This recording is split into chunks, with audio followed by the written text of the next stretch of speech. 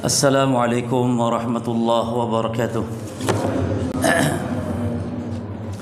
Alhamdulillahi rabbil alamin. Wabihi nasta'inu ala umuri dunya waddin. Wa sallallahu wa sallama wa baraka ala nabiyyina Muhammadin wa ala alihi wa ashabihi wa tabi'in wa man tabi'ahum bi ihsanin ila yaumiddin wa sallama tasliman katsira, amma ba'd. Para jamaah kaum muslimin wal muslimat, para ikhwan dan akhwat rahimani wa rahimakumullah. Insyaallah pada pagi hari ini kita akan mengkaji hal yang berkaitan tentang kesyirikan yang wajib diketahui oleh setiap muslim dan muslimah. Mempelajari keburukan bukan untuk diikuti, tapi agar kita berhati-hati, agar kita waspada terhadap kesyirikan, terhadap keburukan, karena tidak ada keburukan yang paling buruk adalah kesyirikan. Sebagaimana lawannya tidak ada kebaikan yang paling baik adalah mentauhidkan Allah Subhanahu wa taala.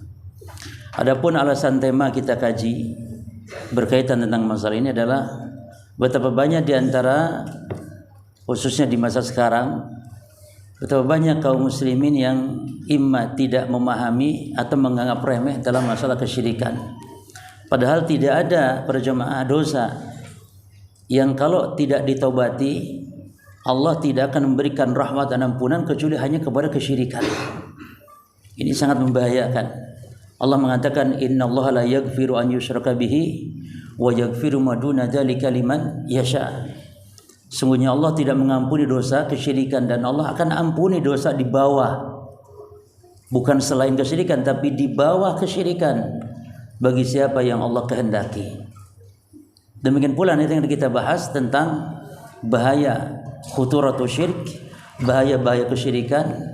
Kemudian kita akan kaji juga tentang sebab-sebab asyirik, terjadinya kesyirikan atau sebab seorang jatuh kepada kesyirikan. Para jamaah sekalian, asyirku kalau secara bahasa syirik itu artinya yakni al-muqaranah, penggandengan, persekutuan secara bahasa. Namun kalau secara istilah yang dimaksudkan oleh syariat, kesyirikan itu artinya gampangannya taswiyatu ghairillahi billah fima huwa min khasaisillah. Taswiyatu ghairillahi billah fima huwa min khasaisillah, yaitu mensetarakan Allah dengan selain Allah, mensetarakan makhluk dengan Allah. Karena selain Allah adalah makhluk, setiap selain Allah adalah makhluk.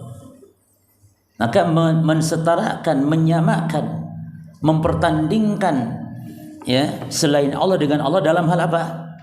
Fima huwa min khasaisillah, dalam kehususan Allah. Dan kehususan Allah ada 3 macam. Kehususan dalam rububiyah, yakni kehususan dalam hal penciptaan, menghidupkan, mematikan, memberi rizki. Yang ini tidak bisa dilakukan kecuali hanya oleh Allah. Yang kedua, penghususan dalam uluhiyah, dalam peribadahan, tidak boleh memalingkan ibadah kepada selain Allah. Dan yang ketiga, dalam hal nama dan sifat Allah Subhanahu wa ta'ala. Maka kalau ini yang dimaksud dengan kesyirikan, bahasa lainnya adalah memalingkan ibadah kepada selain Allah. Itu secara lebih khusus lagi mana syirik apa? Sarfun atau sarfu anwa'il ibadah li ghairillah, memalingkan suatu jenis-jenis ibadah kepada selain Allah. Apa saja ibadah hati, ibadah lisan, ibadah anggota badan, semuanya jika dipalingkan kepada selain Allah maka jatuhlah kepada kesyirikan. Taib. Jelas jemaah ya. Jadi arti syirik secara istilah syariat adalah mensejajarkan selain Allah dengan Allah dalam hal yang menjadi kekhususan Allah dalam rububiyah, dalam uluhiyah, dalam asma wa as-sifat. Kalau ada orang mengatakan ada pencipta selain Allah, ada penguasa selain Allah, maka dia syirik dalam apa? Dalam rububiyah. Kalau dia beribadah, berdoa, meminta tolong, beristighotsah, ya berkurban, menyembelih dalam rangka pengagungan untuk selain Allah, maka dia syirik dalam uluhiyah, dalam ibadah. Kalau ada yang mengatakan bahwa Allah serupa dengan makhluk dalam sifat, ya, maka dia syirik dalam sifat atau asma dan sifat, namun istilahnya bukan syirik. Istilahnya ilhad. Orangnya disebut mulhid. Demikian Allah menamakan dalam Quran. Ini orang yang menyimpang dalam nama dan sifat Allah bukan diistilahkan syirik. Kalau menyimpang dalam rububiyah syirik, dalam uluhiyah syirik, tapi dalam nama dan sifat dinamakan dengan ilhad. Apa dasarnya? Allah mengatakan wadharul ladzina yulhiduna, dan tinggalkan orang-orang yang yulhiduna, ini yang menyimpang di dalam nama dan sifat Allah Subhanahu wa taala. Baik. Syirik ini para jemaah terbagi dua. Yang pertama syirik yang akbar, yang kedua syirik yang asghar. Syirik yang besar, yang kedua syirik yang kecil. Masing-masing dari syirik besar dan kecil ini juga terbagi dua masing-masingnya. Masing-masing syirik besar ada dua, masing-masing syirik kecil juga ada dua macam. Yang pertama asyirku al-akbar al-jali, syirik yang jelas. Ya, kalau syirik besar berarti syirik besar yang jelas, al-jali. Bahasa lainnya al-zahir, yang nampak. Yang kedua asyirku al-jali al-khafi. Yang kedua syirik yang al-khafi, yang samar. Berarti ada syirik besar yang jali, ada syirik besar yang khafi.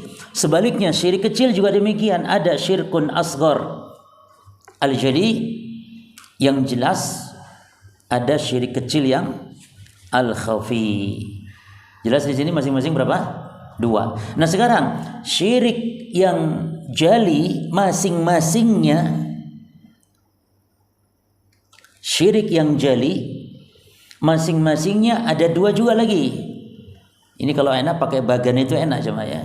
Jadi kecil bagi dua, nanti ini juga bagi dua. Yang jali, kalau yang khafi hanya satu saja, nggak ada pembagiannya. Yang jali ada dua.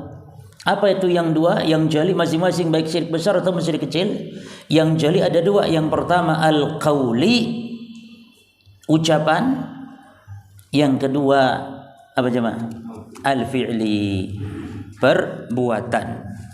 Jadi syirik besar itu berarti ada besar jali yang qauli, ada syirik besar jali yang fi'li.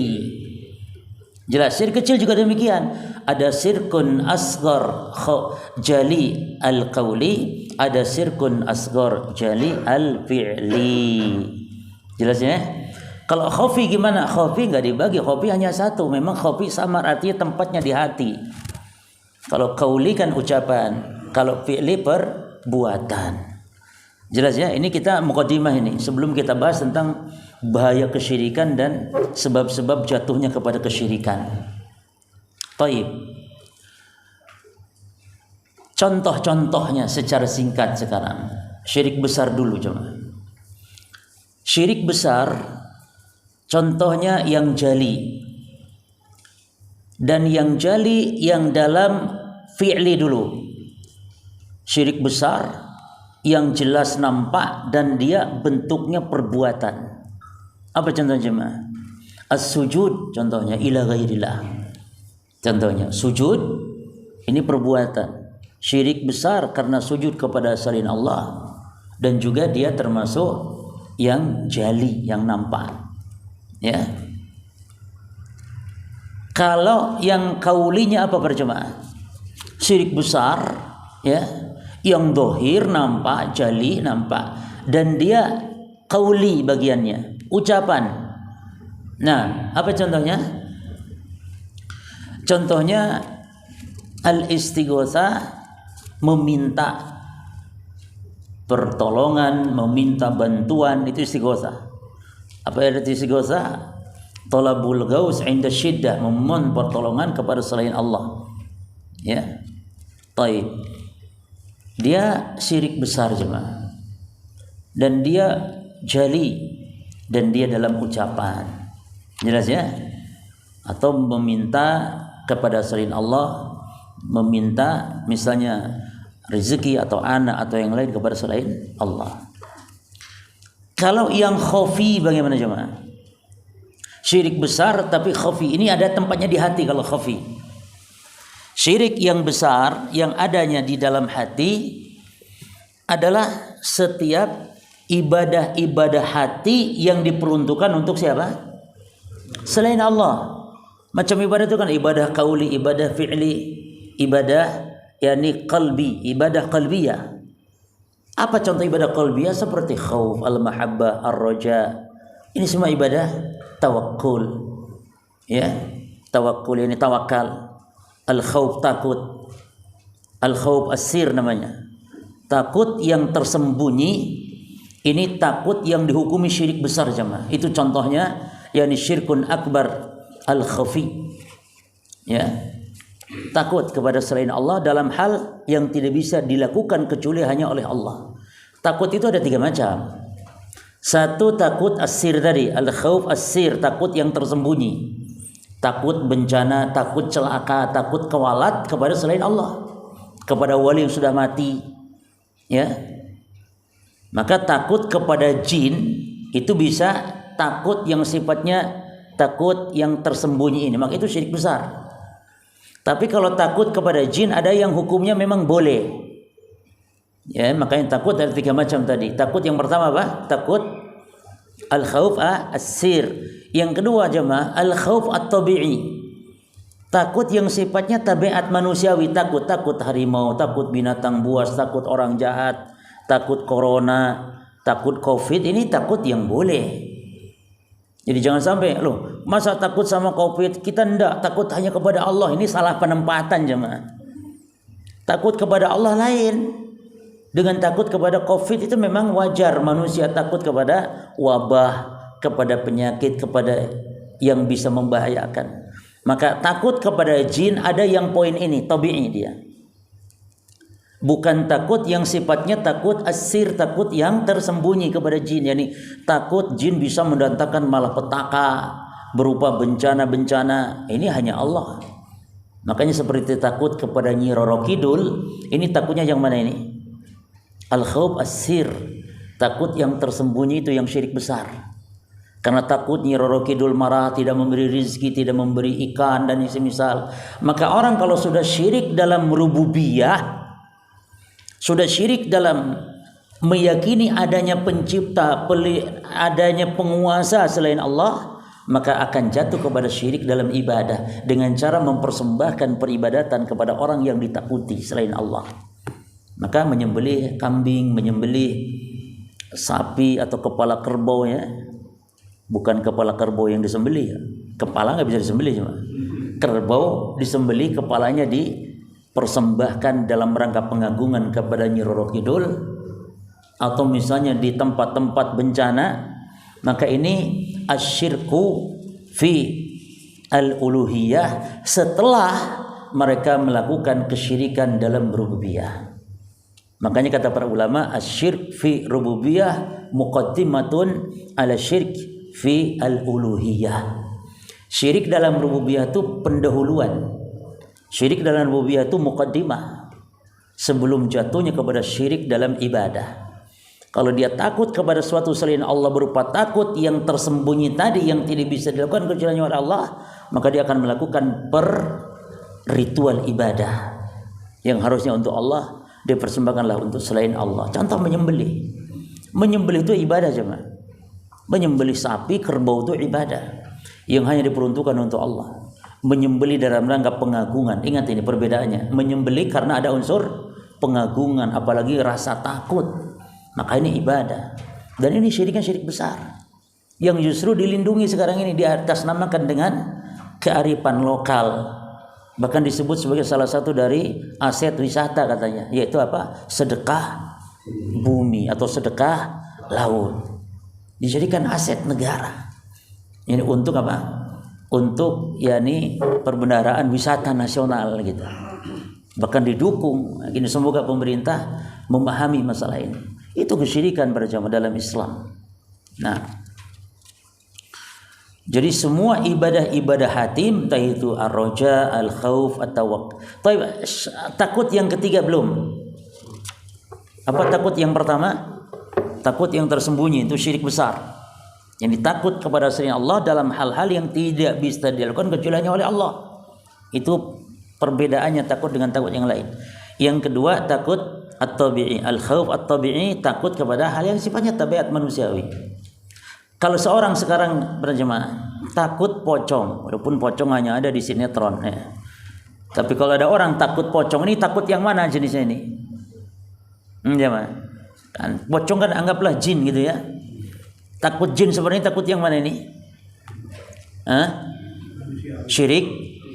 La, manusiawi, takut tabi'i. Wajar orang disuruh ke makam jam 12 malam sendirian, uji nyali, ya. Maka kalau takut wajar, jangan say, ente syirik, ente ini takut kepada selain Allah, ente ini syirik. La, jemaah. Ya. Yang ke berapa? Nah, kalau takut kuburan, yang dimaksud takut penghuni kubur ini bisa mendatangkan bencana. Seperti takut wali yang ada di kuburan ini takut yang al-khauf as-sir, ini yang hukum syirik akbar.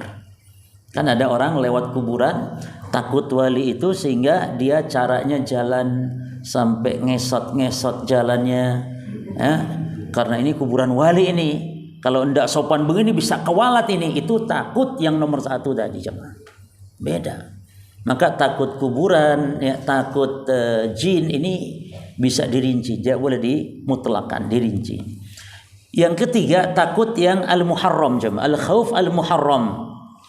Takut kepada selain Allah tapi dia haram, tidak sampai syirik. Itu takut kepada selain Allah yang dengan sebab itu dia tinggalkan kewajiban atau jatuh kepada keharaman dengan sebab dia. Contohnya takut kepada majikan, takut kepada atasan, takut kepada bos, pimpinan. Lalu dia tinggalkan sholat gara-gara takut potong gaji. Ini jangan sampai dikatakan syirik, wah ente syirik nih. Takut kepada selain Allah, syirik. Lah, itu takut yang haram. Ya. Jadi dia meninggalkan sholat, meninggalkan kewajiban karena sebab manusia takut dari hukuman manusia. Ya kan? Pokoknya semua karyawan nggak boleh yang sholat hari ini. Kalau sholat potong gaji. Lalu bingung dia, gimana sholat potong gaji, nggak sholat dosa gimana? Akhirnya nggak apa-apa sudah, nggak sholat jemaah. Takut potong gaji. Ini al-khauf ini. Lakin al-khauf al-muharram la yasilu ila al-khauf asy-syirik. Baik. Sekarang syirik yang kecil jemaah. Contoh yang pertama dulu, syirik yang kecil yang jali, yang zahir, yang di dalam perbuatan. Nah, siapa yang bisa memberi contoh? Kasih hadiah. Syiriknya kecil, lalu zahir, nampak jelas, manusia bisa lihat. Zahir dalam al-fi'li, perbuatan. Nanti dalam ucapan.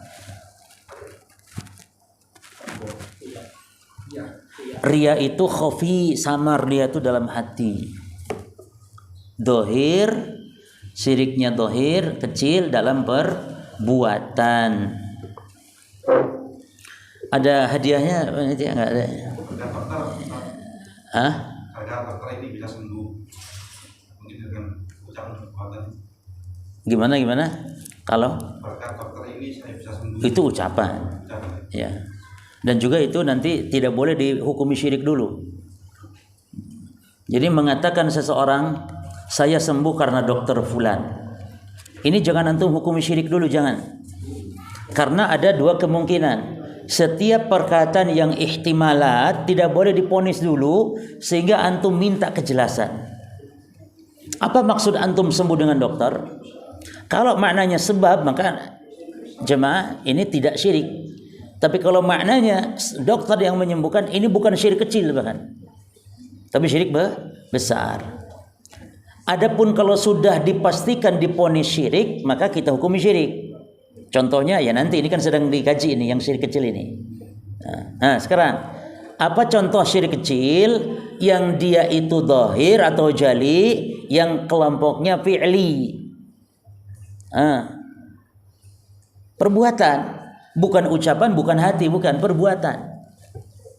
Apa itu? Menggantungkan jimat.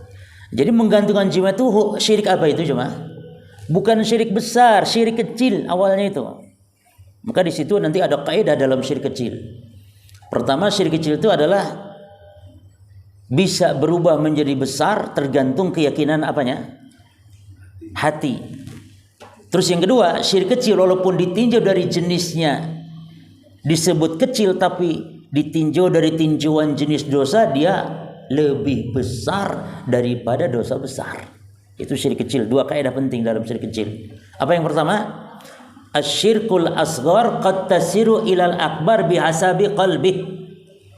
Syirik kecil bisa berubah menjadi syirik besar tergantung keyakinan hatinya. Kalau hatinya meyakini dia hanya sebab, syirik kecil. Kalau hatinya meyakini dia itu yang melakukan, zat yang melakukan, yang menyembuhkan itu ya benda ini, yang mendatangkan rezeki ya benda ini, maka syiriknya apa? Dari kecil berubah menjadi besar. Jelas ya? Taib cuma. Jadi menggantungkan jimat itu dohir dan juga fi'li perbuatan.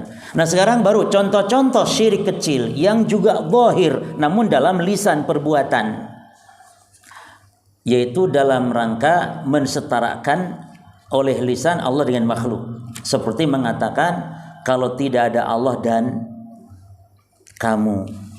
Nah, itu syirik kecil karena mensetarakan Allah dengan makhluk dalam lisan. Kalau tadi definisi syirik mensetarakan tuh yakni dalam keyakinan jemaah. Tapi kalau mensetarakan Allah dan makhluk dalam lisan seperti laulallah wa anta, kalau tidak ada Allah dan kamu, masya Allah wa syi'ta, ini atas kehendak Allah dan kamu, ini semua diponis oleh Nabi syirik kecil jemaah. Dan kaidahnya jemaah tolong perhatikan, setiap syirik-syirik dalam ucapan itu hukumnya syirik kecil. Sumpah dengan nama selain Allah itu syirik kecil dalam ucapan. Man halafa bi ghairillahi faqad asyrak. Siapa yang bersumpah dengan nama selain Allah maka dia telah syirik. Jelas ya? Taib. Adapun ucapan tadi, saya sembuh karena dokter fulan, maka tidak langsung diponis syirik tapi diminta perincian apa maksudnya. Jelas ya? Taib. Sekarang syirik kecil yang mana yang belum? Yang jali kan sudah. Yang khafi. Apa itu syirik al-khafi? Ini yang dikatakan oleh Nabi sallallahu alaihi wasallam dalam hadis. Kata Nabi sallallahu alaihi wasallam, akhwafu ma akhafu alaikum asyirkur asghar. Dalam lafaz asyirkul khafi. Yang paling aku khawatirkan menimpa kalian adalah syirik kecil. Dalam lafaz lain syirik yang khafi, syirik yang samar, yang tersembunyi. Lalu para sahabat bertanya, wa ma dzaka ya Rasulullah, apa itu syirik yang khafi, yang tersembunyi? Kata Nabi, ar-riya, yakni riya. Maka jemaah sekalian, riya itu amalan-amalan yang hanya ada dalam hati. Kita susah mendeteksi riya karena itu amalan hati orang. Enggak boleh kita katakan ente riya nih katanya. Enggak boleh karena riya itu urusan hati orang. Sulit kita menebak orang riya atau tidak riya. Ya. Apa itu riya jemaah? Hah? Taib, pamer. Yang lain, apa itu riya? Sombong. Yang lain? Riya itu kalau secara bahasa diambil dari ra'a yura'i riyaan. Artinya dilihat, melihat. Jadi ingin dilihat. Tapi bukan itu maksud dia oleh agama, bukan. Bukan sekedar ingin dilihat, bukan riya itu. Riya itu adalah pamer amal ingin dipuji orang. Itu riya. Maka jangan hanya memamerkan amal. Karena terkadang boleh amal dipamerkan, diperlihatkan. Boleh jemaah, tidak riya. Cuman ketika ingin dipuji ini baru riya. Makanya kata para ulama riya itu definisinya idharu ta'at menampakkan ketaatan liyamdahu bihin nas, agar manusia memuji. Agar manusia memuji, itu riya. Ya. Maka sekedar memperlihatkan amal boleh. Kalau tujuan untuk supaya diikuti boleh, bahkan berpahala jemaah. Memamerkan amal kepada orang agar orang itu mengikuti. Maka Nabi pernah sholat agar diperhatikan, akan dilihat oleh para sahabat agar diikuti. Contoh misalnya, antum memperlihatkan sebuah cara sholat yang mungkin manusia jarang tahu, yaitu sholat menghadap sutra misalnya. Maka antum menghadap sutra, diperlihatkan seperti itu, dibolehkan agar manusia mengikuti. Ya. Jadi apa itu riya? Idharu ta'at liyamdahu bihin nas, memamerkan, menampakkan amalan-amalan ketaatan. Lihat amalan-amalan ibadah maknanya. Bukan urusan-urusan dunia. Kalau pamer urusan dunia boleh. Walaupun ya hati-hati juga kena ain nantinya. Ya. Jadi kalau ada orang memperlihatkan supaya ingin dipuji dalam hal pamer masak rawon misalnya. Oh, Masya Allah kamu pinter banget. Ini loh caranya ini ini. Oh mantap. Iya sapa maneh aku misalnya. Nah kaya ngono boleh cuma. Walaupun itu rentan ain nanti. Ain, hati-hati ain. Tapi itu bukan riya yang dimaksud oleh agama, bukan. Yang dimaksud riya itu amalan ibadah, salat misalnya, saum, tahajud, ya. Dan ada istilahnya sum'ah. Kalau riya agar dilihat, kalau sum'ah agar didengar, tapi tujuannya sama, agar dipuji, memperdengarkan. Tapi boleh ndak kalau kita dipuji dalam ibadah lalu kitanya senang? Gimana? Al-jawab boleh, asalkan setelah selesai ibadah. Jadi kalau ada orang memuji kita setelah selesai ibadah dan kitanya senang, maka itu kata Nabi busyra ajilil mu'min fi dunya. Ini kabar gembira bagi orang beriman di dunia, yakni sebelum akhirat. Misalnya ada orang baca Quran, bagus bacanya, selesai sholat, antum misalnya ngimamin ya, mengimami kaum muslimin, bacaan antum bagus misalnya. Selesai sholat ada orang ngampiri, Masya Allah dek, Masya Allah, bacaan Qurannya Masya Allah mantap, saya sampai nangis misalnya. Lalu antum yang dipuji gini, teng teng teng, itu jemaah, hidungnya itu boleh ndak? Boleh, karena antum ndak minta. Beda lagi kalau antum misalnya semalam habis tahajud, lalu pagi-pagi sama teman-temannya gini, aduh anak nih lemes, apa? Ustaz pokoknya lemes sana, apa? Semalam, apa semalam? Ustaz, apa? Tahajud. Nek ngono lain coba. Memang kitanya memperdengarkan sengaja. Tapi kalau orang baca Quran dan bagus, lalu orang muji selesai di membaca, tidak masalah ya. Jadi riya itu ada perincian yang banyak sekali, perincian tentang riya. Taib. Itulah sekilas para jamaah tentang syirik, pembagian syirik ya, ada besar ada kecil. Ada ulama yang membagi syirik jadi 3, tapi ini lemah. Termasuk yang membagi 3 adalah Syekh Abdurrahman bin Nasir As-Sa'di rahimahullah.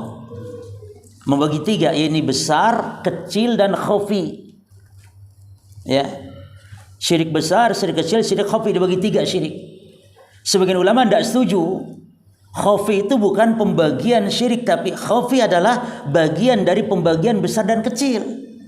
Besar ada yang jali dan khafi, kecil ada jali dan khafi. Jadi yang benar syirik bagi 2 saja, al-asghar, al-akbar wa al-asghar. Ya. Taib. Para jamaah sekalian, kita akan mengkaji yang pertama dulu. Ini ada 3 sesi barangkali. Sesi pembahasan tentang khuturatul syirki, yang kedua asbabus syirik. Yang pertama bahaya kesyirikan, yang ketiga tentang sebab-sebab jatuhnya kepada kesyirikan. Hanya saja kita perlu kondisikan waktu sampai jam berapa kita selesai? Mana panitia? Ya. Ojo suwi ning aji. Kok jangan bosen, ojo suwi. Dan ini materi bagus. Jamaah insyaallah kita akan kaji nanti kitab ini. Ya, Al-Fawaid Al-Jaliyah fi Tauhid Rabbil Bariyah ya. Ini sudah saya saya terjemahkan, saya harokati Arab gundulnya sehingga nanti memudahkan antum untuk mengkaji ya. Insyaallah kita akan kaji dan insyaallah ini tidak akan selesai sekarang semuanya insyaallah. Dan ini banyak bahasan, ini semuanya tentang 40 faedah pelajaran penting dalam masalah tauhid. Totalnya 40. Nah, kalau mau dikaji semua berarti berapa pertemuan kan gitu ya, Pak? 40 ini. Saya mungkin kaji hanya 2 faedah saja. Faedah tentang bahaya syirik dan tentang sebab-sebab jatuh kepada kesyirikan di antara faedahnya ya. Terlambat. PDF-nya ada saya punya, mau dibagi sekarang, enggak usah. Atau nanti aja ya. Ada PDF-nya cuma sudah siap PDF-nya, tinggal antum mau cetak silakan, bebas tanpa izin. Ya. Bebas tanpa izin insyaallah. Hak cipta milik Allah Subhanahu wa taala. Baik. Kita bahas dulu khuturatus syirik, bahaya kesyirikan jemaah. Yang pertama, asyirku sababun lidhalal al-'abdi fid dunya wal akhirah. Kesyirikan menjadi sebab tersesatnya seseorang hamba di dunia dan di akhirat. Dalilnya surah Nisa 116 dasarnya. Di situ Allah mengatakan wa man yusyrik billah faqad dhalla dhalalan ba'idan. Siapa yang berbuat syirik maka sungguh dia telah tersesat dengan kesesatan yang sangat jauh. Ya. Maka lihat orang-orang yang berbuat syirik jemaah. Sesat dia di dunia dalam beragama sesat. Enggak ada orang paling sesat beragama kecuali orang-orang yang berbuat kesyirikan. Yang membuat sesajen, ya. Itu kan sesajen itu jemaah bahasa kitanya sesajen. Bahasa agamanya adalah at-taqarrub. At-taqarrub, mendekatkan diri. Kepada siapa? Ya kepada yang dia peruntukan sesajen itu. Kalau kepada jin, penghuni, ini, itu, penguasa, ini, itu, ya kepada dia bertaqarrub. Sama halnya orang Islam menyembelih seekor kambing atau kerbau atau sapi atau unta dalam rangka mempersembahkan kepada Allah Rabbul Alamin. Itu maka disebut kurban, ya kan?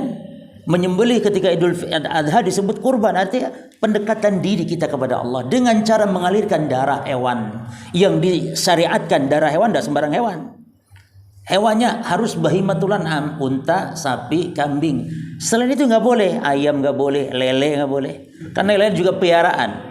Katanya hewan ternak kan bahimatul an'am. Hewan ternak yang dimaksud syariat. Ayam, bebek ya ternak, tapi ternak istilah kita. Istilah syariat hewan ternak 3 saja. Unta, sapi dan sejenis ini, kerbau boleh, dan kambing selesai. Ya. Taib. Jadi sesat mereka dalam beragama. Yang kedua jemaah, bahaya kesyirikan jika dia syirik akbar, yuhbitu jami'al a'mal, menggugurkan seluruh amalan. yakni sholat kita, zakat, puasa, haji yang mahal juta-juta, puluh sampai ratus juta, kita haji dengan sebuah kesyirikan yang dilakukan, hancur semuanya, gugur semuanya para jemaah. Dan itu di surah Zumar dan di surah Al-An'am dalilnya. Kalau di surah Al-An'am itu umum, Allah ancam manusia yang berbuat syirik. Di surah Az-Zumar ayat 65 Allah mengancam Nabi Muhammad SAW. Jadi ada dua ancaman orang berbuat syirik. Satu untuk manusia secara umum di surah Al-An'am 88. Yang kedua ancamannya khusus Nabi Muhammad. Itu di surah Az-Zumar ayat 65. Apa kata Allah kepada Nabi Muhammad? Laqad uhiya ilaika wa ilal ladzina min qablika. Sungguh kata Allah, kami telah wahyukan kepada engkau Muhammad dan kepada nabi-nabi sebelummu wahai Muhammad, kata Allah. Apa itu wahyunya? La in asyrakta, kalau engkau berbuat syirik, la yahbatanna amaluk. Amalanmu akan hancur, gugur, binasa amalanmu wahai Muhammad, Rasulullah yang diancam oleh Allah. Wala takunanna minal khasirin, dan di akhirat termasuk orang-orang yang merugi, kata Allah.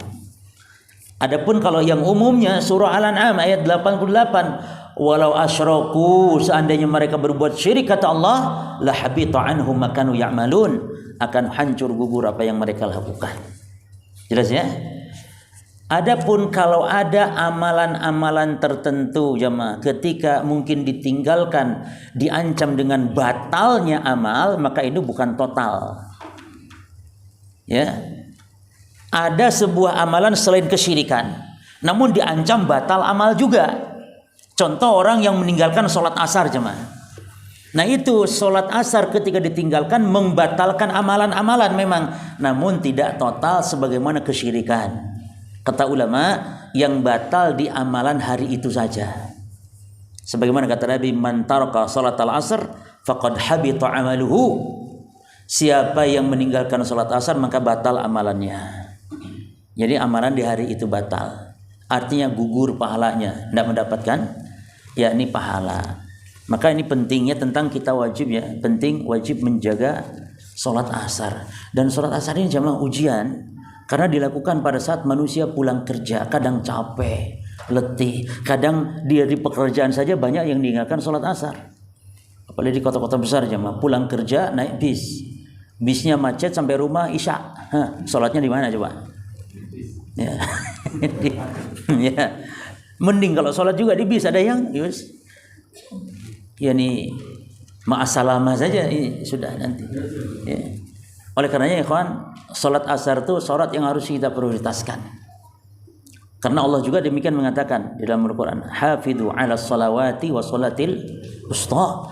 Jagalah semua salat dan salat wusta. Kalau ada sebuah keumuman lalu disebutkan kekhususan, maka yang khusus ini sebagai menunjukkan yakni keutamaan. Contoh, tanazzalul malaikatu waruh. Turunlah para malaikat di malam itu, Lailatul Qadar, turun semua para malaikat. Lalu turun pula Jibril. Ruh mananya siapa? Jibril. Berarti Jibril malaikat yang apa? Yang khusus, yang istimewa dibanding semua malaikat. Demikian pula salat asar. Salat yang memiliki keistimewaan. Sampai Allah menyebutnya secara khusus. Dan disebutkan dalam hadis yang lain, faka'anna mawutira ahluhu.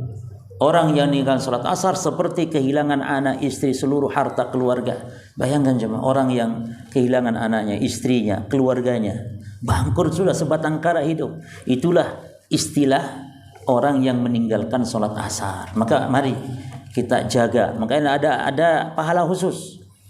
Man shalla bardaini dakhalal jannah.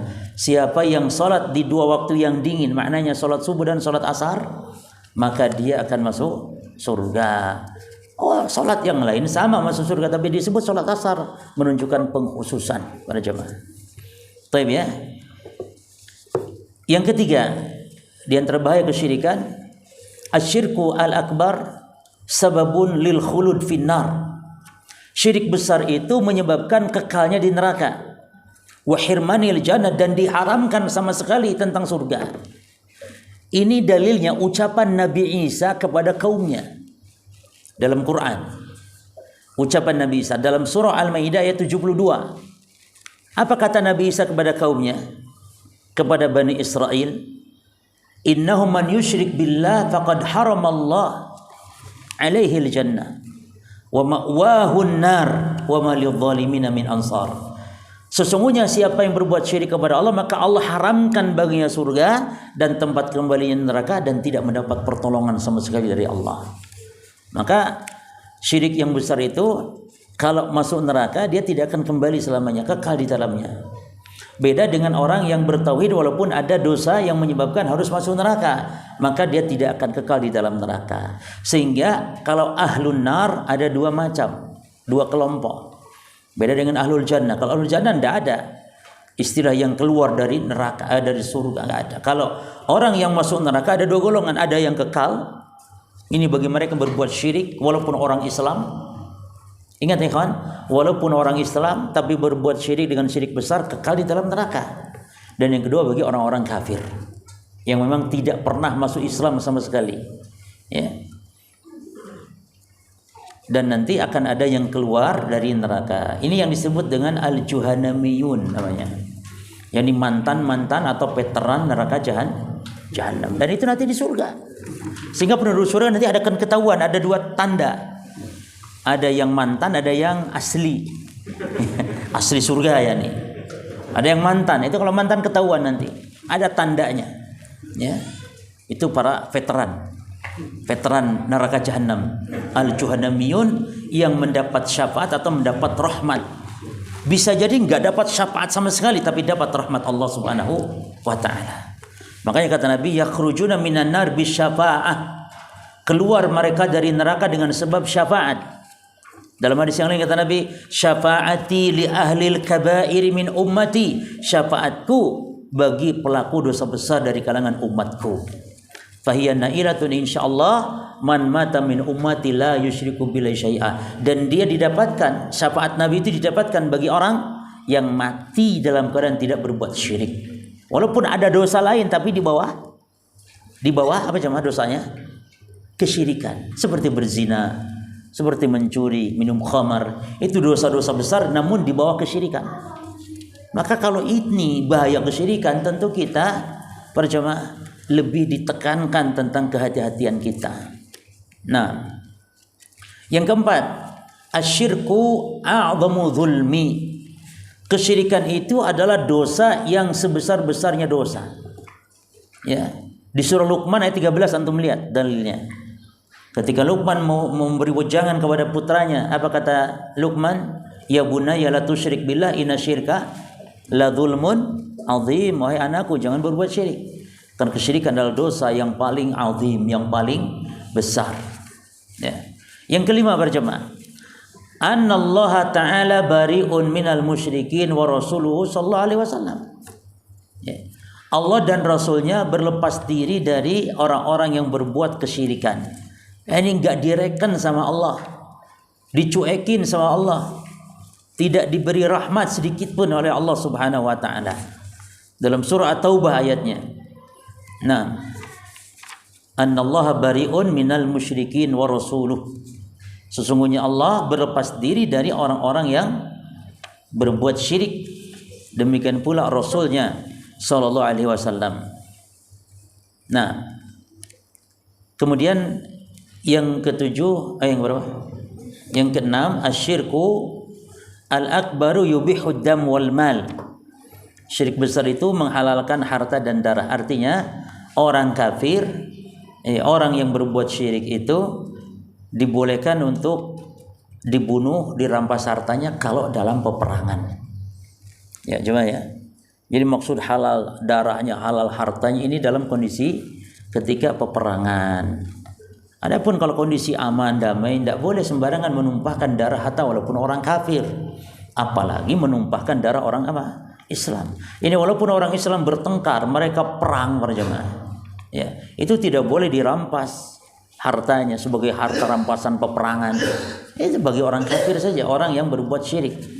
Ya, adapun orang Islam maka terpelihara darahnya, hartanya. Bahkan orang kafir, selama dia kafir dzimmi, kafir muahad, kafir musta'man, tiga jenis kafir ini adalah terpelihara darahnya. Haram diambil, ditumpahkan darahnya, haram diambil secara paksa hartanya. Terakhir, asyirku yudfi'u nural fitrah. Kesyirikan itu mematikan, memadamkan cahaya fitrah, jemaah. Artinya orang manusia lahir ke dunia ini dalam fitrahnya bertauhid. Setiap orang, hatta anak orang kafir tetap lahirnya dalam keadaan fitrah. Makanya kata Nabi, kullu mauludin yuladu 'alal fitrah fa abawahu yuhawidanihi au yunassirani au yubajjisanihi. Setiap anak lahir dalam keadaan yakni bertauhid fitrah. Jadi mengaku bahwa Allah adalah zat yang wajib disembah. Fitrahnya demikian. Namun bapaknya lah yang menjadikan Yahudi, Nasrani atau Majusi. Ya. Dan hadis ini menunjukkan apa jemaah? Menunjukkan bahwa yang namanya pendidikan anak itu adalah kewajiban orang tua. Jadi anak mau dicetak jadi Yahudi tergantung orang tuanya. Ya, mau dicetak menjadi Nasrani, menjadi akidah yang rusak, akidah yang lurus tergantung didikan orang tuanya. Taib. Ya. Demikian ada 7 poin yang dijelaskan oleh mu'alif di sini tentang bahaya kesyirikan. Adapun para jemaah, sebab-sebab jatuhnya kepada kesyirikan ini harus kita waspadai juga. Yang pertama, al-jahlu bihaqiqati syirk. Kejahilan, kebodohan terhadap hakikat kesyirikan. Hakikatnya jemaah. Karena semua orang Islam kalau ditanya apa itu syirik, mereka mengatakan syirik itu nyembah berhala. Ya. Kalau hakikat kesyirikan bukan nyembah berhala jemaah. Kesyirikan itu dia nyembah Allah. Ingat, kesyirikan itu nyembah Allah. beribadah kepada Allah, kesyirikan itu. Namun selain Allah juga diibadahi. Itu maknanya. Oleh karenanya Abu Jahal itu disebut orang musyrik, yang mana Abu Jahal menyembah Allah. Menyembah Allah, Abu Jahal itu beribadah kepada Allah, terbiasa mereka berdoa kepada Allah. Hanya saja masalahnya mereka juga menyembah, beribadah kepada selain Allah. Dari kalangan orang-orang yang telah mati, dari kalangan orang-orang saleh. Seperti Lata, ya. Ada 3 berhala Lata. Lata itu siapa jemaah? Disebut berhala. Lata itu kuburan orang saleh jemaah. Karena yalutus sawiq, yalutu maka disebut Lata karena dia yalutus sawiq, tukang membuat adonan makanan roti ya, karena orang Arab makannya itu membuat makanan yang dipersembahkan untuk para jemaah haji saat mereka berhaji saat jahiliyah. Jadi hajian itu di zaman jahiliyah sudah dikenal. Ya, mereka mengagungkan Ka'bah. Bahkan saking mereka agungnya Ka'bah, orang-orang musyrikin dulu kalau tawaf itu telanjang jemaah. Telanjang bulat. Tidak boleh pakai kain satu helai benang pun enggak boleh. Kenapa? Mengagungkan Ka'bah. Kok bisa mengagungkan Ka'bah? Maksudnya bagaimana? Yani mereka ketika tawaf tidak mau memakai harta yang haram. Sementara kalau baju mereka khawatir bajunya itu hasil daripada apa jemaah? Hasil daripada judi, hasil daripada menjual bangkai dan semisalnya, maka mereka tidak mau pakai baju. Nah, ini tentu kesesatan tentunya jemaah. Ya. Namun mereka sudah mengenal ibadah. Jadi Lata itu adalah orang soleh, kuburan orang soleh, sehingga disebut berhala akhirnya. Dan itu subhanallah, Nabi Muhammad juga telah menyatakan bahwa kuburan beliau kalau disembah-sembah maka kuburan beliau menjadi berhala akhirnya. Jadi kalau masalah kuburan bisa saja menjadi berhala walaupun itu kuburan orang soleh ketika disembah. Tapi kalau orang soleh ketika disembah tetap tidak menjadi berhala namanya. Walaupun orang soleh disembah. Seperti Nabi Isa disembah, tidak Nabi Isa? Disembah. Tidak boleh mengatakan Nabi Isa berhala. Tapi kalau kuburan orang soleh ketika disembah disebut berhala. Mana dalilnya? Rasul SAW berdoa kepada Allah. Kata Nabi, Allahumma la taj'al qabri wathadan yu'bad. Ya Allah, jangan kau jadikan kuburanku berhala yang disembah. Maka ini dikabul doa Nabi ini. Ya, dan juga ini atas jasa pemerintah Saudi Arabia pada zaman, dan semoga senantiasa terpelihara sampai hari kiamat. Jadi di Saudi kita tidak lihat ada orang yang nyembah-nyembah kubur Nabi, tawaf di kuburan Nabi. Karena ini berkat doa Nabi. Ya. Maka kuburan orang soleh ketika disembah menjadilah berhala. Contohnya Lata ini kuburan menjadi berhala, dia disembah semua oleh orang-orang musyrikin. Nah, ini yang dimaksud jahil terhadap hakikat kesyirikan. Ternyata syirik itu apa? Menyekutukan Allah dalam ibadah. Yani Allah diibadahi, selain Allah juga diibadahi. Dan hakikat tauhid jemaah, yang mana kalau kita tahu hakikat tauhid, tahu hakikat syirik. Hakikat tauhid jemaah bukan sekedar nyembah Allah. Hakikat tauhid adalah mengingkari sesembahan yang batil selain Allah.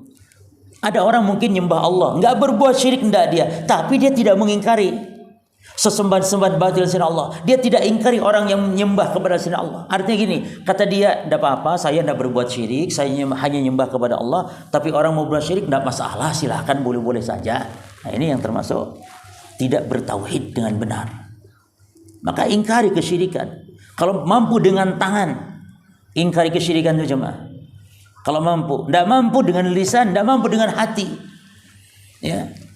Dengan kekuatan seperti menendang sesajen, itu dengan kekuatan namanya. Sesajen dihancurkan. Boleh bagi yang memiliki kekuatan. Para penguasa misalnya. Adapun sebagai rakyat biasa menghancur-hancurkan tempat sesembahan selain Allah, maka yang nimbul adalah mudarat yang besar. Seperti sekarang, hilang satu sesajen, tumbuh 1000 sesajen. Perang seolah memerangi, bahkan membuli orang-orang yang bertauhid, berakidah, yang lurus. Akibat dakwah tanpa hikmah seperti itu jemaah. Kita menyatakan tidak setuju. Namun orang-orang Khawarij nih bahkan memuji, oh mantap itu. Kayak Nabi Ibrahim dulu. Loh jemaah, Dikaitkan dengan Nabi Ibrahim. Rasul sendiri 12 tahun, 13 tahun di Mekah. Tidak pernah Nabi menghancur-hancurkan berhala jemaah. Kecuali ada perbuatan sahabat yang memang tidak nimbul fitnah, boleh. Saat itu anaknya siapa? Salah seorang yakni sahabat, anak pemuda syabab, ya. Dia bagaimana? Malam sembunyi-sembunyi datangi berhala, dihancurkan, diambil, diikat, ya, disatukan dengan bangkai anjing, lalu dilempar, nungging di comberan. Coba bayangkan. Jadi itu berhala nungging di comberan, diikat dengan bangkai anjing oleh salah seorang sahabat. Lalu malamnya orang tuanya, ini anaknya sendiri padahal, ya, kepada ini berhala bapaknya. Lalu pagi bapaknya, "Loh, mana Tuhanku kok nungging koyo ngono iki?" Lang diambil, dicucinya lagi jemaah. Diambilnya, kata kurang ajar, sapa sing nginget-nginget ini, kurang ajar, ngono to. Karena tidak dipiralkan. Nah itu loh jemaah. Jadi kalau bisa ndak dipiralkan ndak apa-apa. Ini dipiralkan, ditangkap polisi kan, akhirnya dicari-cari. Iya kan? Nah jadi dicuci lagi sama ayahnya, ditempelkan lagi di tempatnya. Malamnya diutuhan lagi sampai akhirnya berulang-ulang 3 kali. Akhirnya apa jemaah? Akhirnya bapak ini sadar. Apa sadarnya? Kamu Tuhan kok mau diikat sama comberan dan diam saja kamu ini. Berarti memang kamu ini tidak ada gunanya katanya. Lantas aku yang bodoh kok bisa menyembah kepada sesuatu yang tidak berguna. Akhirnya dia masuk Islam jemaah. Nah ini hikmah dakwah. Ya hikmah ya, ini juga hikmah. Ya, ini jangan sampai nimbul fitnah, itu saja jemaah. Jelas ya? Jadi al-jahlu bi haqiqati syirki wa awaqibihi. Kejahilan terhadap hakikat kesyirikan dan akibat-akibat kesyirikan. Dianggap hal biasa syirik itu. Padahal jemaah, kalau masuk neraka kekal. Antum bayangkan kekal itu seperti apa? Ya, kekal itu seperti apa jemaah? Tidak bisa membayangkan. Hatta lebih dahsyat dari sekedar bayangan, kekal itu kalau kita menghitung satu-satu pasir yang ada di alam semesta di muka bumi ini, satu-satu kita masukkan ke botol. Kapan selesainya? Satu-satu pasir aja mah. Yang ada di muka bumi pasir, satu-satu masuk botol, masuk botol. Terbayang kapan selesainya? Terbayang tidak? Tidak terbayang jemaah. Oh, pasir loh. Belum nanti tidak seluruh di bumi pokoknya. Belum kalau membayangkan kekal lebih berat lagi dari itu. Jadi tidak terbayangkan bagaimana azab kekal tidak pernah berhenti selama-lamanya. Itulah bagi orang yang berbuat kesyirikan. Ya. Dan kejahilan kepada kesyirikan bisa terjadi hatta di zaman sahabat jemaah. Ya. Pernah seorang sahabat yakni Abu Waqid Al-Laitsi menceritakan ketika pulang dari peperangan Hunain, perang Hunain, itu sebagian sahabat-sahabat yang saat itu baru masuk Islam mendapati ada pohon keramat namanya Dzatu Anwat.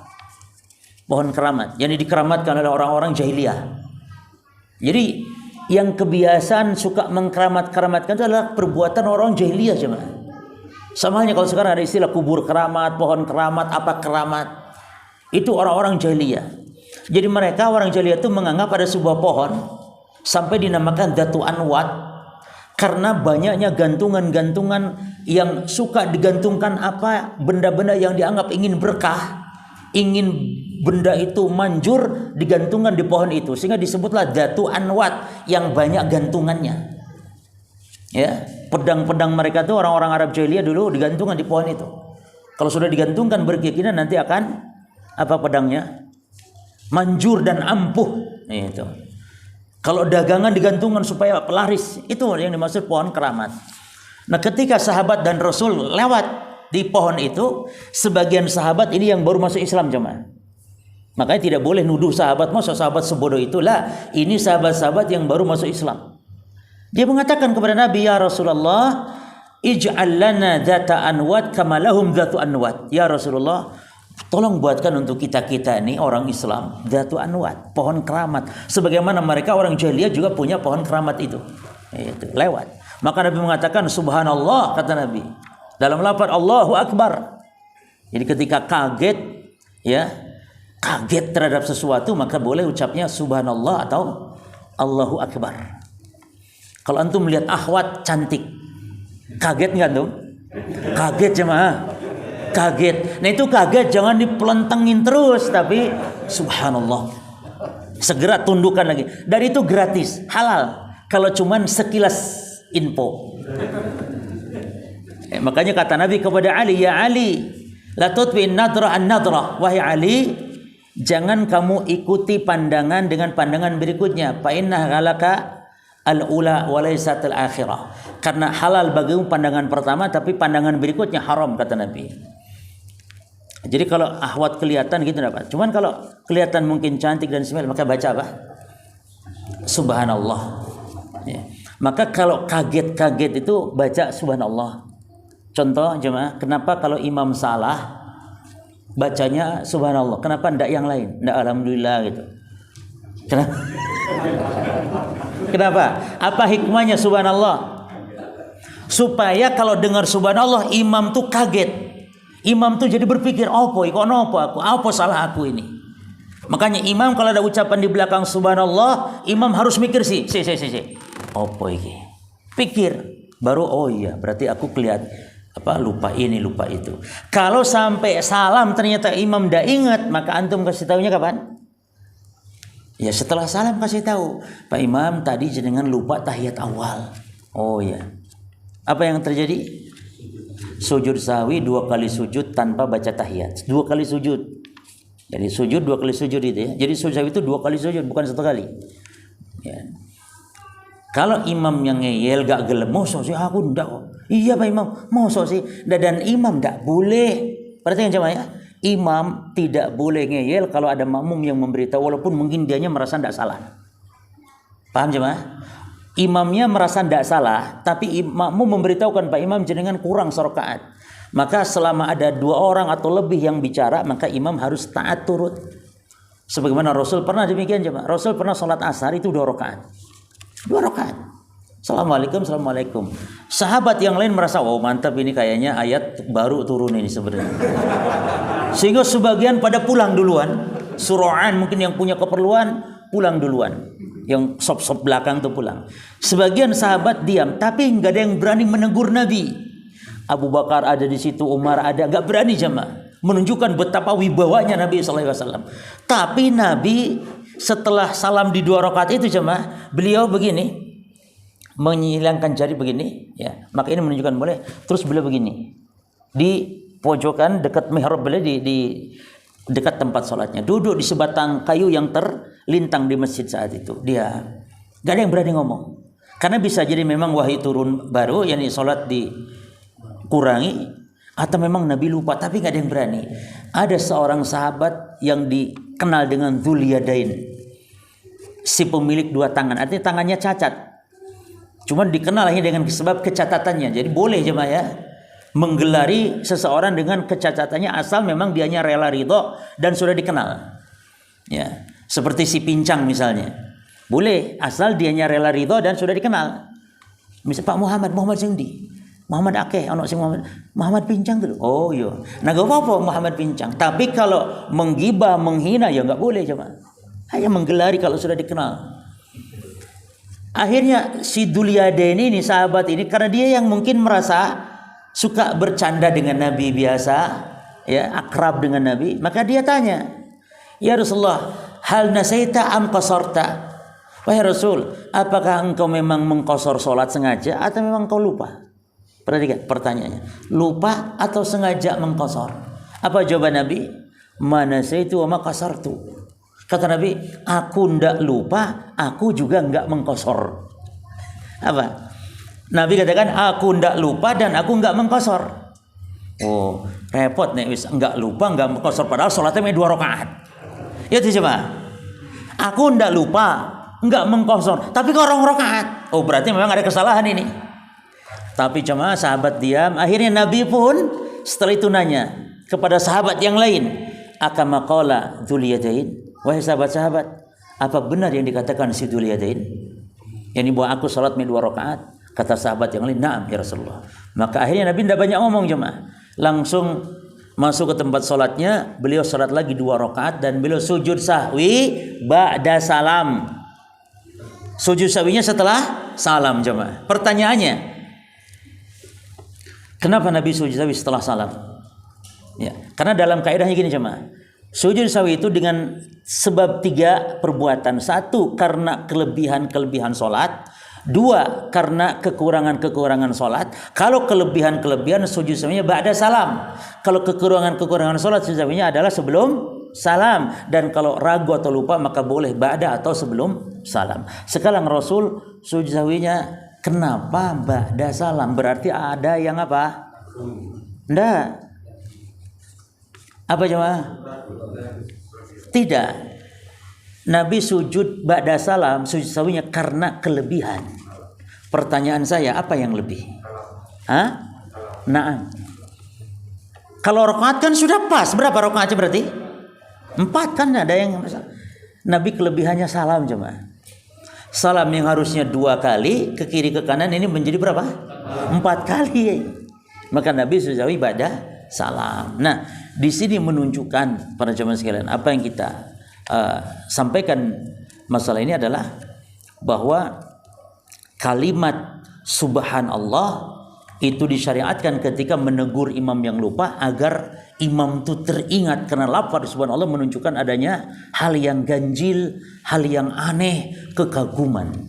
Maka Nabi aneh, kok para sahabat minta Datul Anwat, minta pohon keramat, wong itu kesyirikan gitu jemaah. Bahkan Nabi sampai mengatakan kultum walladzi nafsi biyadih, kalian, ucapan kalian demi Allah, kata Nabi, kama qalat Banu Israil li Musa, persis seperti perkataan kaum Bani Israil kepada Nabi Musa. Apa perkataan mereka? Bani Israil saat itu melihat orang sedang nyembah berhala jemaah. Lalu Bani Israil minta kepada Nabi Musa, ij'al lana aliha kama lahum aliha. Ilahan kama lahum aliha. Buatkanlah untuk kami wahai Musa, kata Bani Israil, umat Nabi Musa, buatkan untuk kami sesembahan sebagaimana itu mereka tuh sedang nyembah berhala, mereka punya, kita pun punya sesembahan, buat kami sesembahan. Maka Nabi Isa mengatakan apa? Innakum qaumun tajhalun, sungguh kalian ini orang-orang yang bodoh, kata Nabi Isa. Oh, sudah punya Allah sebagai Rabb yang disembah, minta pula sesembahan. Maka kalian kaum yang bodoh. Maka tidak ada manusia yang paling bodoh di muka bumi kecuali mereka yang menyembah kepada selain Allah subhanahu wa ta'ala. Maka para jemaah, fal insan, perhatikan perkataan mu'alif ini penting. Fal insan wa in kana aliman qad yakhfa alaihi ba'du anwa'i syirki. Maka manusia terkadang nih, walaupun dia itu seorang alim, seorang kiai, namun terkadang mereka jahil, bodoh, tidak ngerti tentang sebagian kesyirikan. Ya. Maka antum dah heran kalau orang yang berbuat kesyirikan ternyata tokoh loh, tokoh agama, kiai yang punya banyak umatnya, masanya gitu. Tapi kok bisa jatuh pada kesyirikan, bahkan mengajak kepada kesyirikan? Demikian sebab jatuhnya kepada kesyirikan karena al-jahlu bi haqiqati syirki wa awaqibihi. Kejahilan terhadap kesyirikan dan akibat daripada kesyirikan. Yang keberapa? Yang kedua. Nah.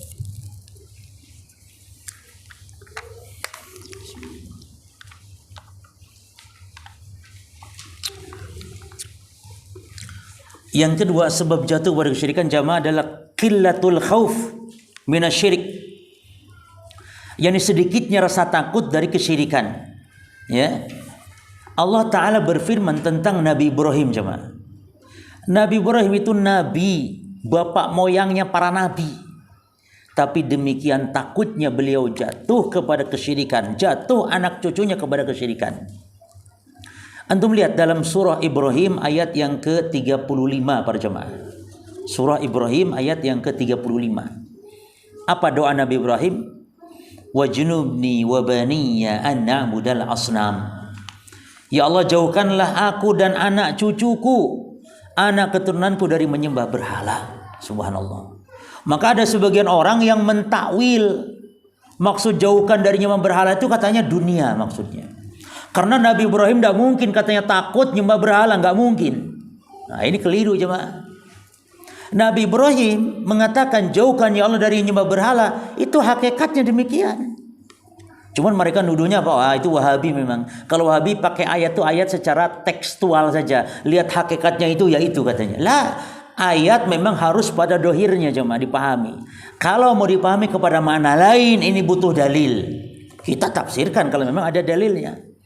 Jadi maksud nyembah berhala Nabi Ibrahim takut di sini betul-betul takut dari jatuh kepada kesyirikan. Makanya kata Ibrahim At-Taimi, seorang ulama tabi'in mengatakan, man ya'manil bala ba'da Ibrahim. Man ya'manul bala ba'da Ibrahim. Siapa lagi sekarang orang yang merasa aman dari jatuhnya kepada kesyirikan setelah Ibrahim demikian takutnya kepada kesyirikan? Artinya tidak pantas seorang muslim merasa aman dari jatuhnya kepada apa jemaah?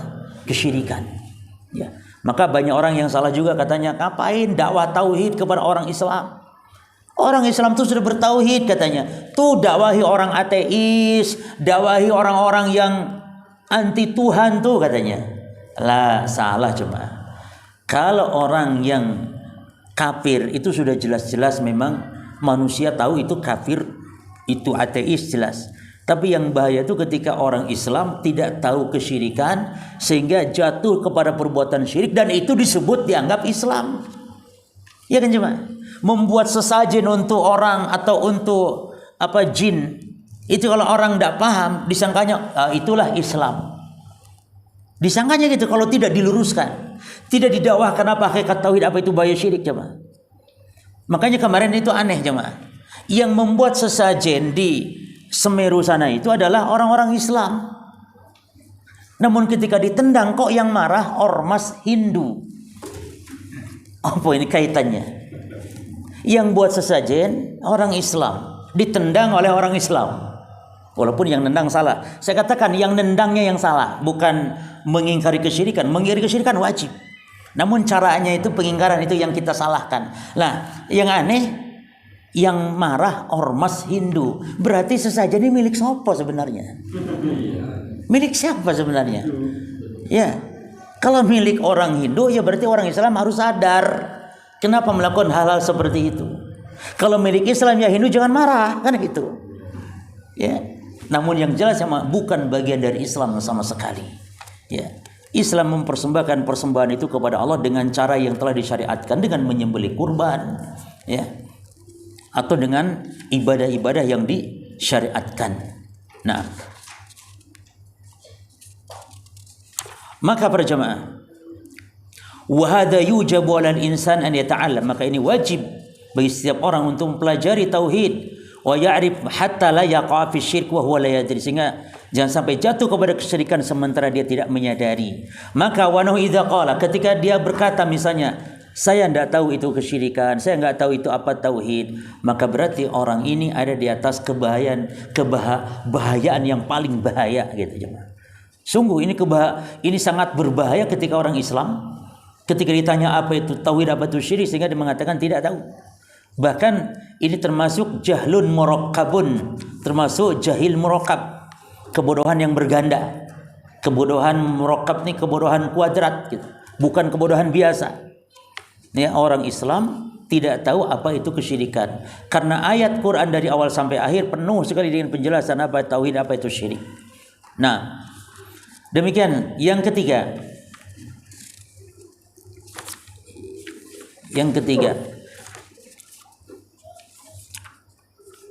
sebab jatuhnya kepada kesyirikan yang ketiga adalah hubbul ladzatil hamdi was sana'i wal madhi, cinta dengan pujian dan sanjungan, ya kan? Jatuh kepada syirik apa? Contohnya syirik kecil, ya, ria. Jadi orang kalau suka dipuji, hati-hati itu, yang tersebab jatuhnya kepada kesyirikan, walaupun itu syirik yang kecil.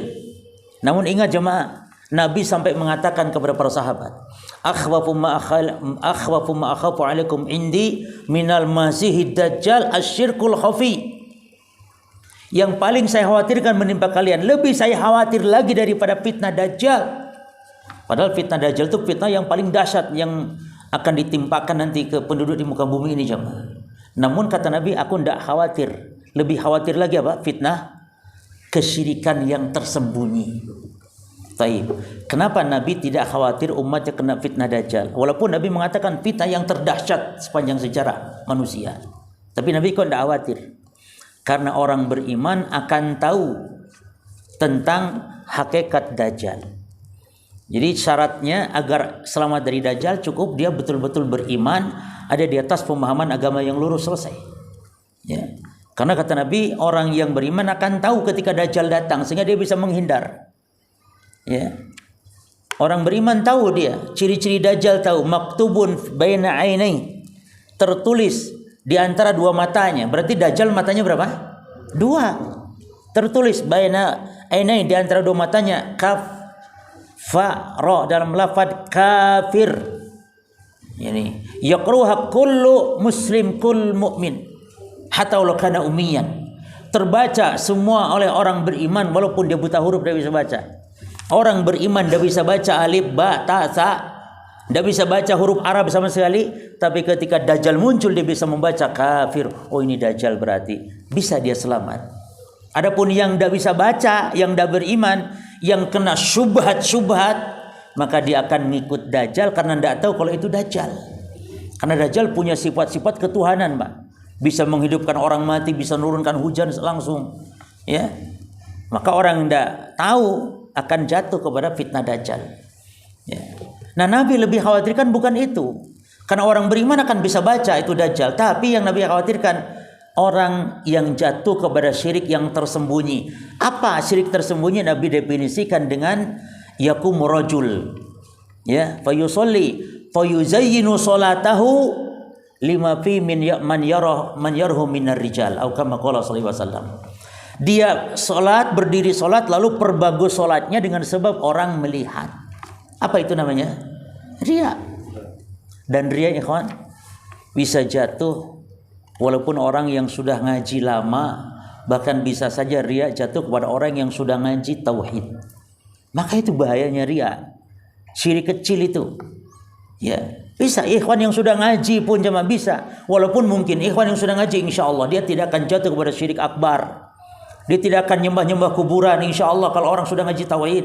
Tapi jangan sampai dia berkeyakinan selamat dari yang namanya syirik asghar berupa riya. Ya. Banyak jemaah manusia, apalagi tabiat manusia tuh suka dengan pujian. Makanya Allah memaafkan kalau pujian itu datang setelah ibadah, walaupun dia senang dengan pujian itu. Nabi mengatakan, ajil busra mu'min, itu adalah kabar gembira orang beriman yang didahulukan, yang disegerakan di dunia. Kalau ada orang memuji kita setelah kita beribadah, ya, itu contohnya tadi jemaah.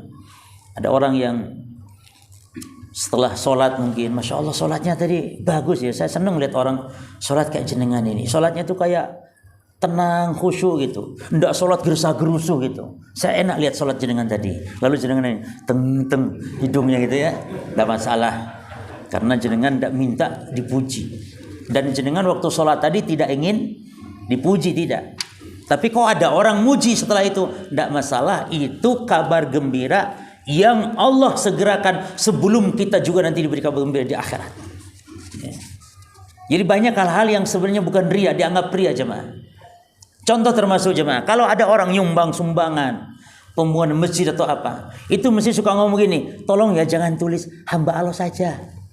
Bisa jadi riya loh jemaah. Ngomong tulis hamba Allah, ini ingin disebut orang ikhlas. Oh iya bapak ini mantap ya, nggak gelem di. Padahal enggak apa-apa. Pulan nyumbang 5 juta, tulis Bapak Haji Zakaria, enggak apa-apa coba. Enggak apa-apa. Yang penting hati kita ini loh yang penting, asal jangan ingin dipuji. Masalah dicatat oleh panitia, enggak masalah.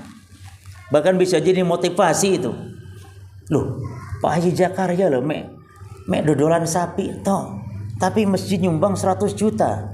Padahal mek dodolan sapi. Lah aku konglomerat di kampung ini ya, misalnya. Masa aku ya, jadi merasa akhirnya termotivasi, nggak pantas aku.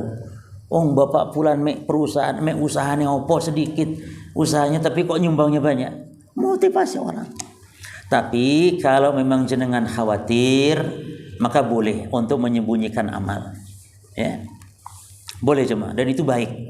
Bagi orang yang dikhawatirkan jatuh pada riya, ya, boleh sembunyikan amal, tidak masalah. Baik. Kemudian berjamaah, di antara sebab jatuh kepada kesyirikan, dan ini yang paling banyak terjadi, dan inilah sumber petaka pertama jatuhnya manusia kepada kesyirikan, adalah al-ghuluw fis shalihin. Apa artinya? Al-ghuluwu fis salihin. Mengkultuskan orang-orang saleh secara berlebihan, menghormati, mengagungkan orang saleh secara berlebihan. Dasarnya surah Nuh ayat 23. Kesyirikan pertama terjadi di muka bumi zaman siapa? Nuh. Dan apa sebabnya? Berlebihan dalam memuliakan orang saleh. Mereka mengatakan la tadaruna alihatakum. Jangan kalian tinggalkan sembahan kalian, tapi jangan pula tinggalkan Wadda. Ini nama orang-orang soleh di zaman Nuh. Jangan tinggalkan Wad. Yang kedua, wa Suwa'a. Jangan tinggalkan juga Suwa'. Ini Wad, Suwa' nama orang-orang soleh. Wa Yagusa. Jangan tinggalkan pula Yagus. Wa Ya'uq. Jangan pula tinggalkan Ya'uq. Wa Nasra. Dan jangan pula Nasr. Jadi ada 5 nama ini. Wad, Suwa', Yagus, Ya'uq, Nasr. 5 ini adalah asma'u rijalin salih. Ini nama orang-orang soleh min qaumin Nuh, pada zaman kaum Nabi Nuh. Perhatikan ikhwan sebabnya. Falamma halaku, ketika mereka mati orang-orang soleh ini, auhas syaitan, setan membisikkan ila qaumihim, kepada kaum Nabi Nuh yang mereka orang-orang soleh. An ansibu ila majalisihim allati kanu yajlisuna ansaban, untuk membuat gambar atau patung orang soleh ini di mana? Di tempat-tempat mereka dulu dalam bermajelis. Ya. Sehingga nanti akan dianggap patung ini adalah ini petilasannya Wad, ini petilasannya Suwa', Yagus, Ya'uq, Nasr. Ini bahaya jemaah. Maka kalau bisa, tidak boleh dalam Islam ini membuat patung-patung orang-orang yang dulunya berjasa. Tidak boleh. Ya, dulunya orang soleh dibuat patungnya. Walaupun asalnya hanya sekedar untuk apa jemaah? Untuk mengenang saja. Maka setan membisikannya, buat patungnya, namai dengan namanya. Lalu jangan disembah, jangan. Kata setan, itu pinternya setan. Liciknya setan, jangan disembah. Hanya untuk mengenang saja. Namun ketika yang membuat patung telah juga mati semua, tinggal generasi-generasi baru, setan bisikannya lain. Ini Tuhanmu ini. Kalau dulu ngomongnya ojo disembah, masa bernyembah berhala, jangan kata setan. Tapi giliran sudah mati orangnya dan setan ini masih hidup, setan tuh umurnya panjang ya, man. Ratusan tahun. Ya. Kalau manusia sudah mati, ini setan banyak yang masih hidup. Maka dia bisikan kepada orang-orang tersebut sehingga diangkatnya ilmu, sehingga akhirnya disembah. Demikian akhirnya jemaah. Dengan sebab apa awalnya? Al-ghulu fi salihin. Ya. Taib.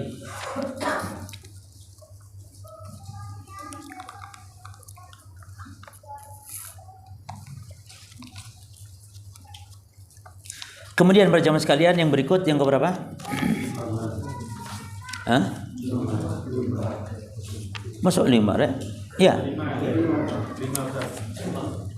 Ya bisalah, kalau nomor ya terserah antum ya. Ya, kalau nomor enggak masalah, Mas. Yang penting poin berikut. Nah,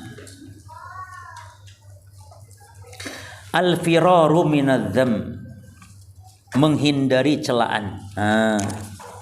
Jadi ada orang yang menghindari celaan, menghindari bulian, jatuh kepada kesesatan, jatuh kepada kesyirikan, jatuh kepada kebid'ahan. Makanya di sini ikhwan antum yang sudah ngaji harus tahan uji dari celaan, hinaan. Ada orang yang tidak sabar, akhirnya ya sudahlah, daripada masyarakat terus membuli, akhirnya ikut akhirnya dalam rangka menyelamatkan cacian, bulian, celaan masyarakat.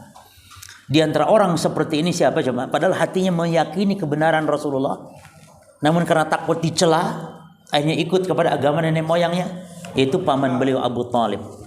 Ya, Abu Talib. Taib. Wa minan nas yaf'alu ta'ah liyafiram min dhammihim. Di antara manusia ada yang melakukan ketaatan untuk menghindari celaan manusia. Yuqatilu hatta la yuqalu anhu annahu jubban. Mereka misalnya berperang agar tidak dikatakan sebagai pengecut. Jelas ya? Jadi dia ikut perang tuh karena takut manusia, wah kamu pengecut, gak ikut perang kamu. Bukan karena Allah. Sehingga jatuhlah kepada kesyirikan dengan sebab ini. Iya kan? Berarti perangnya karena manusia, takut dicela manusia. Jatuh kepada apa akhirnya? Tidak ikhlas beribadah. Orang yang tidak ikhlas beribadah namanya syirik kepada Allah. Wa kanal wajibu alaihi an yafirra min dhammillah. Seharusnya dia itu ikut perang takut dicela bukan oleh manusia, tapi takut dicela oleh siapa? Oleh Allah Subhanahu wa taala. Fadamullahi kulluhu syainun. Karena setiap yang dicela oleh Allah maka pasti buruk para jemaah. Ya, bukan menghindari celaan manusia. Ini salah satu contoh saja seperti orang yang berperang. Maka di antara asbab terhalangnya mendapat hidayah adalah apa? Takut celaan, takut bulian dari orang lain. Gak boleh kita beragama demikian. Biar orang menceca, mencaci, memaki, menghina. Ya, karena Rasul pun yang mulia sudah hikmah dakwah Rasul, sudah pasti hikmah, tapi tetap mendapat perlawanan. Maka antum jangan terpengaruh dengan perkataan orang. Dakwah Wahabi ini katanya dakwah yang tidak hikmah, kasar dia. Dakwah yang tidak lemah lembut katanya. Buktinya banyak manusia menolak.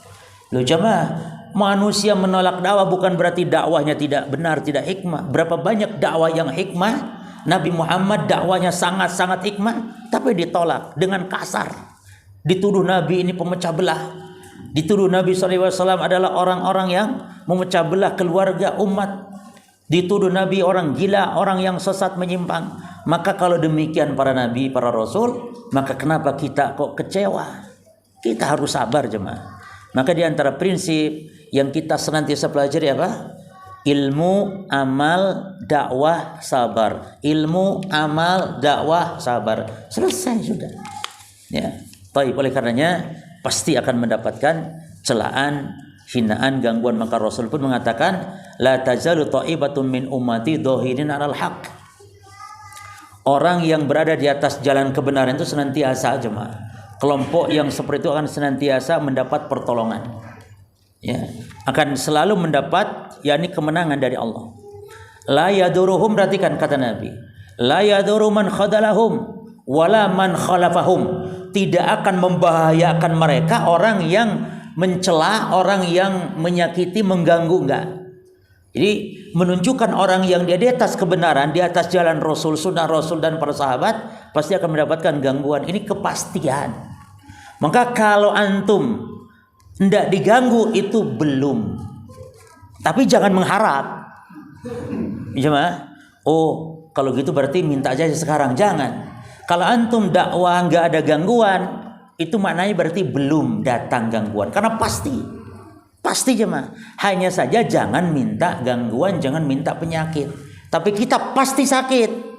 Tidak ada orang yang sehat pasti sakit. Tapi jangan minta penyakit. Tapi kalau datang sakit, bersabar para jemaah. Taib.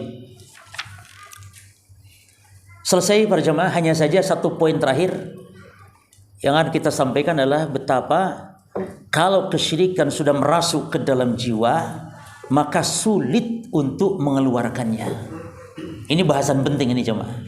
Coba antum perhatikan apa yang dikatakan oleh mu'alif di sini. Beliau mengatakan, asyirku idza dakhala al-qalba sa'uba ikhrajuhu.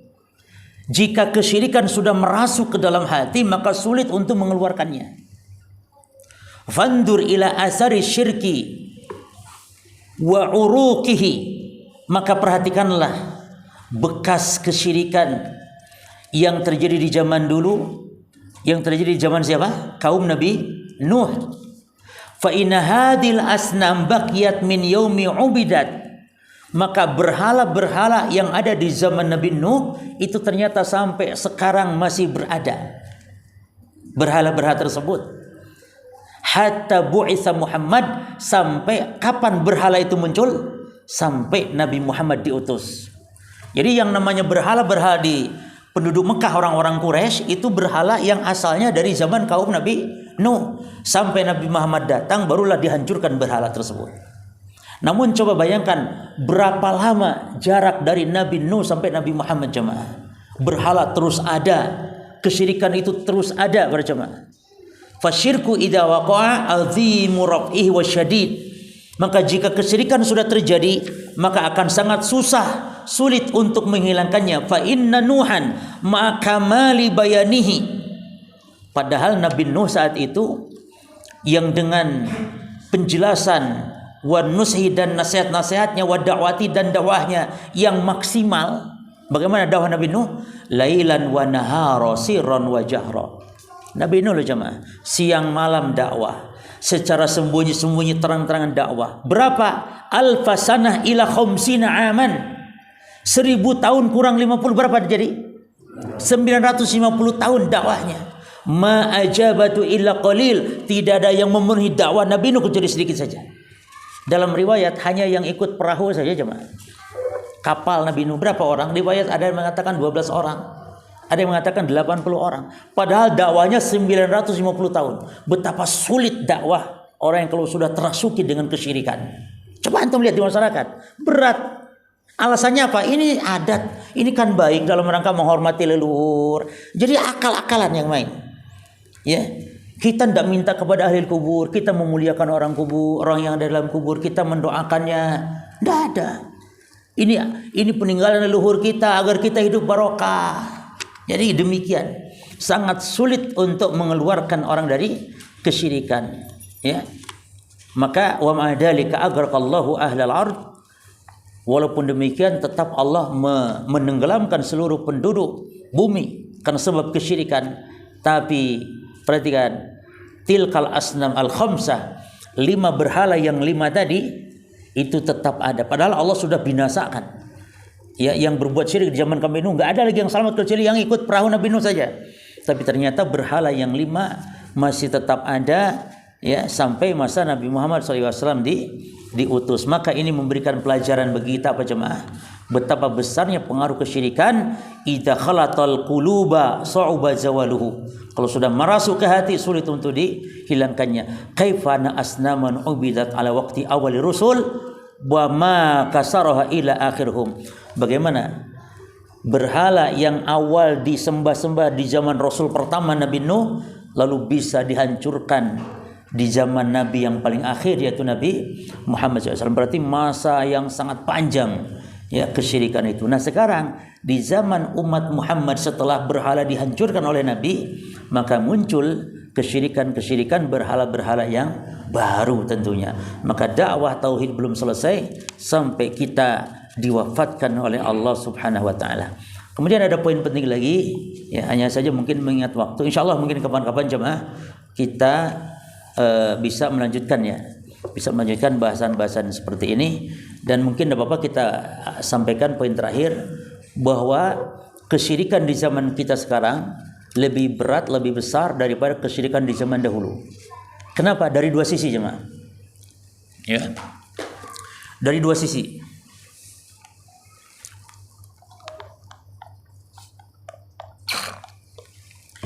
Sisi yang pertama dari kondisi yang berbuatnya, dari sisi orangnya. Kalau di zaman dulu berbuat syirik itu hanya dalam keadaan lapang, keadaan senang. Tapi kalau mendapat kesulitan, gak ada di zaman dulu orang berbuat syirik. Ketika datang kesulitan, bencana besar, malapetaka besar, orang-orang musyrikin zaman dulu hanya meminta kepada Allah. Dia lupakan tuh berhala-berhala, wali-wali orang soleh, dia lupakan. Tapi giliran selamat dari bara bahaya, kembali berbuat syirik. Itu zaman dulu lumayan. Ya enggak lumayan, ya jelek juga, tapi ya lumayan gimana. Ya. Itu surah Al-Ankabut ayat 65 dasarnya. Fa idza raqibu fil fulki da'u mukhlishina lahuddin. Kalau mereka diombang-ambing gelombang di lautan mau ditenggelamkan oleh Allah, mereka memohon hanya kepada Allah dengan ikhlas. Gak ada mereka minta kepada selain Allah. Mereka lupakan berhala-berhala mereka. Namun falamma najahum ilal bari idahum yusyrikun. Namun ketika diselamatkan oleh Allah, mereka kembali berbuat kesyirikan. Itu satu, ditinjau dari yang berbuatnya. Tapi kalau di zaman sekarang para jamaah, subhanallah, susah senang berbuat syirik. Bahkan ketika terjadi bencana, justru mereka lebih besar berbuat kesyirikan kepada Allah. Dengan cara apa? Buat sesajen atau minta dukun-dukun untuk menindak, ya, malapetaka musibah. Dulu ketika kasus di Lumpur Lapindo dulu itu berapa banyak dukun yang didatangkan. Tetap saja ngocor itu Lapindo itu jemaah. Ya. Yani menghilangkan malapetaka justru minta kepada selain Allah. Taib. Yang kedua dari sisi apa? dari sisi yang disembahnya. Kalau dulu yang disembah itu hanyalah orang-orang saleh. Kalau sekarang lain, apa saja yang bisa disembah jemaah. Bahkan banyak sekarang nih manusia ya yang di India saja, konon di India itu sesembahan sampai ratusan jemaah. Ada yang anak sapi, ada yang macam-macam, kotoran sapi. Dulu ndak ada yang nyembah kotoran sapi jemaah.